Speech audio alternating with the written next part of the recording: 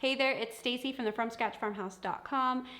I cannot believe how long it's been since I made a video for you guys here. I honestly got really overwhelmed last fall with our pumpkin patch and corn maze, and then add in homesteading and homeschooling and my businesses. I just could not keep my head above water. Then add in all of the illnesses that came with winter, and it was just too much. So why am I telling you all of this? I promise it's not to complain or to make excuses. I actually figured that the best way to reintroduce myself here was to share how I'm turning it around, overcoming overwhelm, and my plan for staying on top of it all. Welcome to the From Scratch Farmhouse. Come learn with us.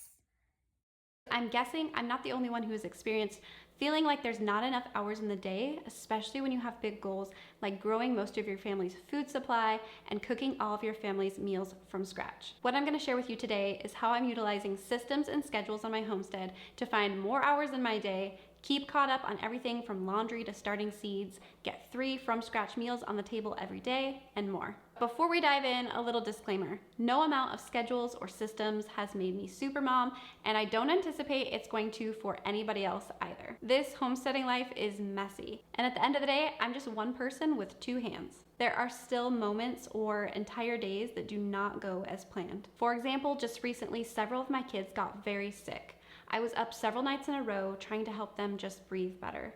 So we switched our focus to sleeping in as much as we could, caring for our bodies, and just dealing with getting the basics accomplished. The beauty in having systems and schedules in place, however, is that when life throws you curveballs, you are not thrown completely off track, because things moving forward no longer solely rely on your ability to keep running at full speed and remembering all of the things. Instead, these systems and schedules will make it less likely that you'll fall behind and better allow for help from others. Okay, without further ado, here are a few of the systems and schedules that we utilize here on our homestead to help us juggle it all.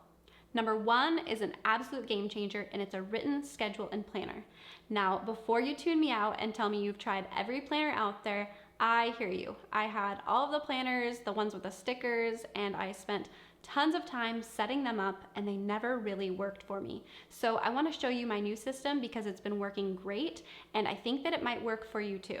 Okay, so basically I took the shell of a Happy Planner to make this, along with a Happy Planner hole punch. But really, you could put your personalized planner in anything. A binder would work. You could even just write it all down at the front of a pretty notebook and then use the remaining pages as your daily pages. The important thing is that it contains a time-blocked schedule for every typical day of your week. So here I have a Monday, Tuesday, Thursday schedule, and a Wednesday schedule, and a Friday schedule. I don't usually schedule our Saturdays or our Sundays, since Saturdays are usually project days or fun days, and then Sundays are our Sabbath day. Also important to note here is that these schedules can change up whenever you need them to. So for us, our schedule is, well, it actually just recently changed because we switched our outing days from Fridays to Wednesdays. And then once we're done with our curriculum for the school year, we'll be switching to a summer schedule. So these are not set in stone. Don't be worried by that. Just write down your typical days for now and then adjust them as you need. Notice also that I said timed block schedule, not a minute-by-minute schedule that will be impossible to follow in the real world.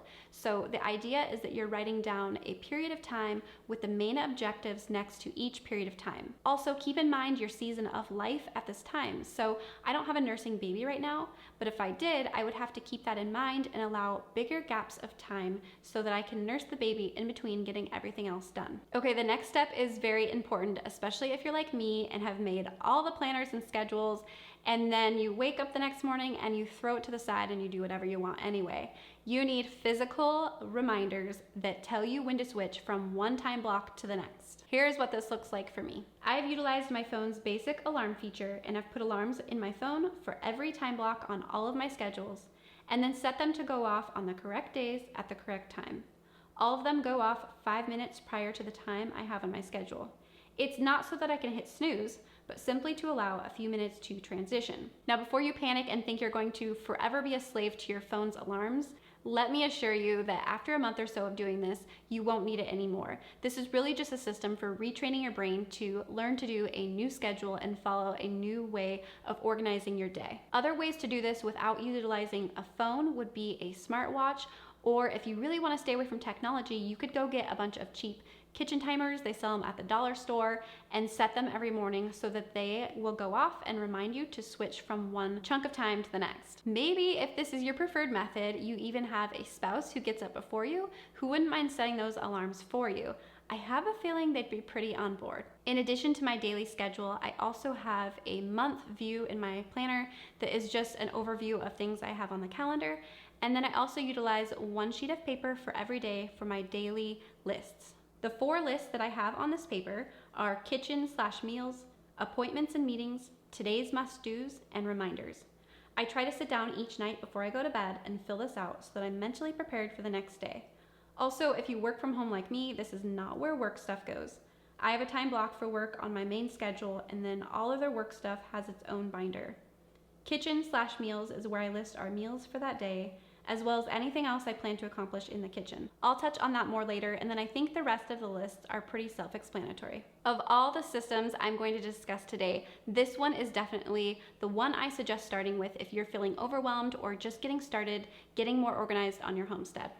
Okay, system number 2 also lives in my daily planner and is a house cleaning schedule. In full disclosure, I am still working on implementing this in my own life. Do not have this down perfect. However, I've seen how helpful it is, and I'm really excited about the possibilities and how much I know it's going to help keep me on top of things in our home. In a nutshell, I have a daily house cleaning checklist, which is really just the basics of wiping down counters and sweeping, or in our case, turning on our much-loved RoboVac Susan, and a weekly checklist. The weekly portion has a deep cleaning list that rotates weekly depending on what zone I'm working on. So for example, this week the focus is my laundry room and cellar. And then I have an every week list, which includes things like vacuuming and scrubbing bathrooms. I have scheduled a small chunk of time into my daily schedule to complete the daily tasks and pick away at the weekly tasks. And then one day each week, I spend a few hours completing the rest. This is also the day I try to do all of my laundry. While I do most of the house cleaning around here, I will say that as I'm going through these lists, I'm also delegating to children and having them help me here and there. So I'm definitely not doing it alone. Along those same lines, system number 3 is our chore chart. Now, I have tried all of the chore systems out there, I'm sure of it, and a lot of them didn't work for the long term for us. Now, it could just be the stage of life we're in, and a different system might work best for you, but a chore system is definitely a must. To put this together, I just bought a cheap frame and some poster board. Then I wrote on the poster board, put it in the frame, and now we can write the things that change with a dry erase marker. So on one side, I have the days of the week, and on the top, I have the chores. In the grid squares, I have listed the first initial of the child or children who are responsible for that chore on that day. I definitely had to keep in mind what was age appropriate when I was assigning chores, but other than that, when I was going down the list of, putting in names into the grid, I went out of my way to make it pretty random, and this was on purpose. I have found that switching it up a lot like this has gotten rid of the age-old, I'm always the one to fill in the blank, because they really never are. Now, I will say that there are a few chores here and there, and this kind of just changes with our seasons, but there are a few chores that children have specifically asked to do every day, and so if they ask for it, I usually give it to them. We also do have to change up the chart when animals come and go or the seasons change, but it's pretty easy to just rearrange things, list new chores on the top, and it's been working really well. Other than changing things around when we get new animals or the seasons change, there really isn't a need with this system to change it up, say, weekly, because there's so much variation in who does what. As far as when we complete chores, there's basically 3 times throughout the day when we do chores. There's morning chore time, there's after lunch cleanup, and then there's afternoon chores. So I have just built that into my own schedule, and then I'll announce to the kids, okay kids, it's time to do afternoon chores. They have a general idea of when these times happen, but it's up to me to announce the time, and then they'll go check the chart and go do what they're supposed to do. Okay, many of you have asked me how I handle little ones with their schedules and chores and whatnot. So system number 4 is my answer to this. My kids, starting at about the age of 2 until they're about 1st grade, have what we call chore cards. They have 3 sets, 1 for morning, 1 for after lunch, and 1 for evening. So for example, this is morning, and I do make them appropriate for girl and boy. So this says, wake up, make your bed, put PJs in the hamper, get dressed, brush your teeth, wash your face, do your hair, go potty, tidy your room. And at first I do have to train them what each one says, since at this age they're not really reading very well, or at least the real young ones aren't reading. So they learn, I say the words, and they learn to remember what the picture stands for. And this system has been working great for many years for us. It does help them allow to be more independent with their schedules and getting things done,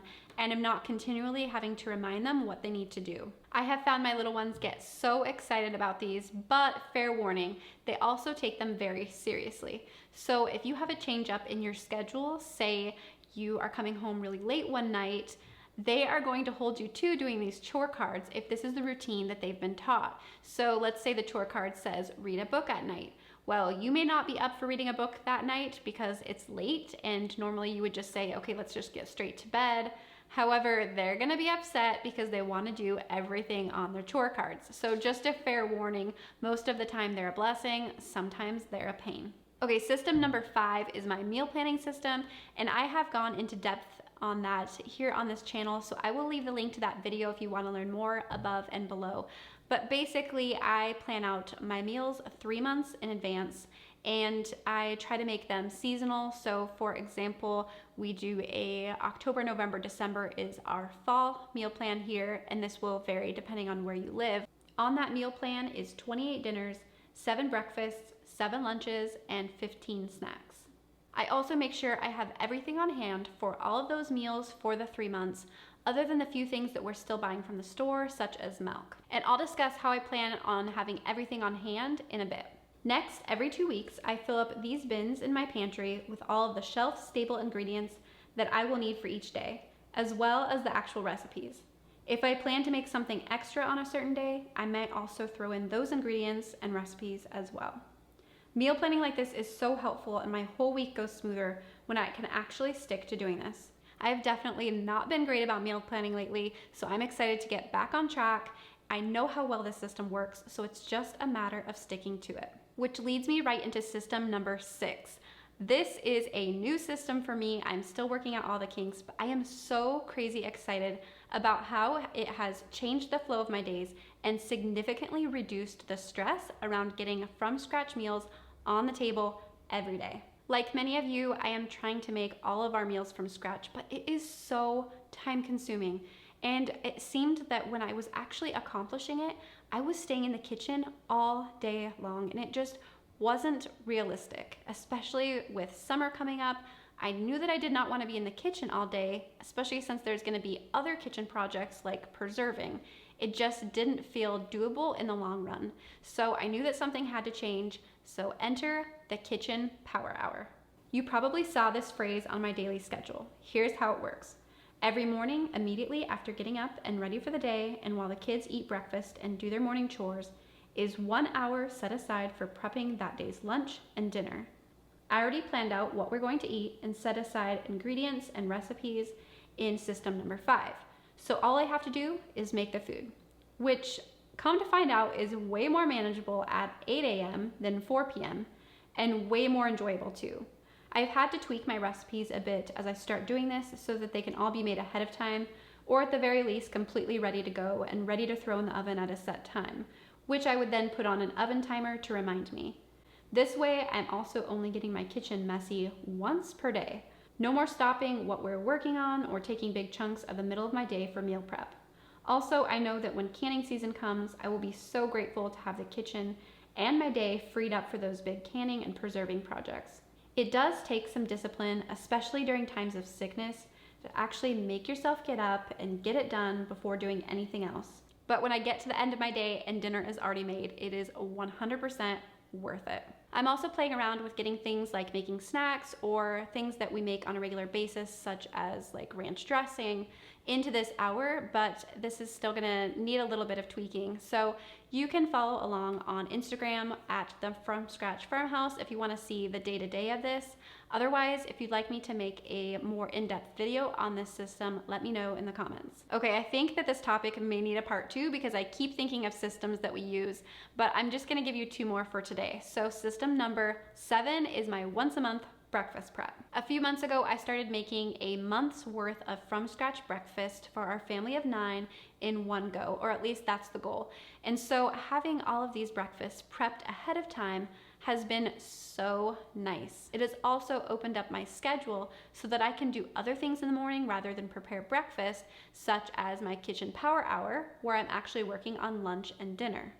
Some of the ideas are easy enough for kids to just grab and eat, while a few need to be reheated and are a little bit more hands-on. But either way, I totally recommend making prep ahead breakfast. Even if you're a morning person, I'd still give this system a shot because of how much time it saves. Now, I think this could look different depending on your family's situation. Maybe for you, it just means making up some quick breads to have in the freezer, and then you still plan to get up and make some fried eggs to go with the quick bread. So you could play around with how best this would serve you, but I definitely recommend playing around with it and thinking ahead when it comes to breakfast. I'm actually currently working on a video that shows exactly how I do this. So if this topic interests you, make sure you are subscribed and that you hit the bell icon to be notified when the video goes live. Okay, the last system I'm going to talk about today is system number 8, and that is our household inventory spreadsheet. Now, I have talked briefly about this in my meal planning video before here on this channel. However, I probably should go into a little bit more depth to describe how it works. So our household inventory system is similar to like a master shopping list if you weren't a homesteader. However, for a homesteader, we're also thinking ahead to the things we're producing ourselves, as well as buying things in bulk to last us a longer period of time. I organize all of this in a spreadsheet that I have every household consumable listed on. So this includes everything from apples to toilet paper. This system serves a few purposes. First and foremost, it is a wonderful checklist when I'm making a big bulk purchase to make sure that I haven't forgotten about anything. We buy most things that we don't produce ourselves from Azure Standard. I have a link for Azure in the description below, as well as a few other videos I have made on this process, what I buy and how I store it all. The spreadsheet also gives me a place to keep track of how much we typically use in a year's time and make adjustments from year to year. Doing this helps me to plan ahead when I'm facing questions like how many broccoli plants should we plant this year, or how many boxes of peaches should I buy? Also, I use it as a place to work from when I'm assessing how to make the switch from more from scratch products. For example, I just noticed that I'm still buying many of my condiments pre-made, and I can put that on my list of goals to nail down some recipes we like, enough to stop purchasing these things. Other perks to making this spreadsheet is the ability to calculate food costs and also to have the links to our regularly purchased products in one place. Okay, I often get asked this, so I'm going to answer it here. Yes, I will have the household inventory spreadsheet available for purchase sometime soon. I'm currently having some people who are a little bit more skilled in creating spreadsheets revamp it and help clean it up a little bit. And then as soon as it's available for purchase, I will have that link in the description. This will also be announced in my weekly newsletter, so make sure you're on my email list so that you are the first to hear when this is available for purchase. All right, friends, that was a long one. Hopefully I made up a little bit for last time and that you found something helpful in this video, a system or a schedule that you could implement to help you get more organized on your homestead. If you enjoyed this video, please give it a thumbs up and make sure to subscribe because I am back to making a weekly content on homesteading, homeschooling, food from scratch, and creating a handmade home.